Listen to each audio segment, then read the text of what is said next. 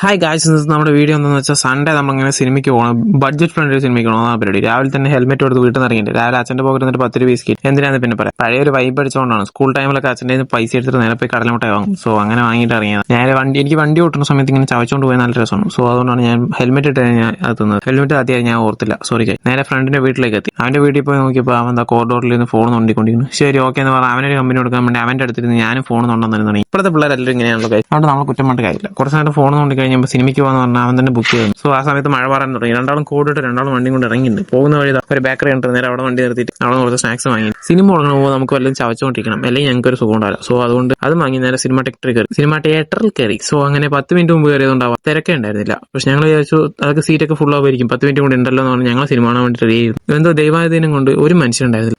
ഞങ്ങളുടെ ബാക്കിൽ റോ അങ്ങനെ 2 റോ മാത്രമേ ഉണ്ടായിരുന്നു. സോ അങ്ങനെ ഞാൻ ടിക്കറ്റ് ഞങ്ങൾ തന്നെ കണ്ടുള്ളൂ. 59 രൂപ ഞങ്ങൾ ടിക്കറ്റ് എടുത്തിരിക്കുന്നത്. ടിക്കറ്റ് എടുത്തതെന്ന് അറിയാൻ വേണ്ടി ജസ്റ്റ് ഒന്ന് കമന്റ് ചെയ്താൽ മതി. ഞാൻ അടുത്ത വീഡിയോയിൽ ക്ലിയർ ആയിട്ട് പറഞ്ഞു. സോ സിനിമ കണ്ട് ഇറങ്ങി. അത്യാവശ്യം കുഴപ്പമില്ലാത്തൊരു സിനിമയായിരുന്നു. ഞങ്ങൾ നേരെ ഇറങ്ങിയപ്പോൾ മഴ മാറാൻ തുടങ്ങി. സോ അങ്ങനെ ചെറിയൊരു തട്ടുകടി കയറി ഞങ്ങൾ 2 ചായയും 2 കടിയും കഴിക്കാൻ. സോ അങ്ങനെ കഴിച്ച് അവനെയും കൊണ്ടുവിട്ടിട്ട് ഞാൻ നേരെ വീട്ടിലേക്ക് വേണ്ടി ഫുഡ് വാങ്ങിയിട്ട് ഞാൻ അവിടെ നിന്ന് ഇറങ്ങിയിട്ടുണ്ട്. ഇന്നത്തെ വീഡിയോ ഇത്രയുള്ളൂ ഗൈസ്. അടുത്ത വീഡിയോ കാണാം. ബൈ.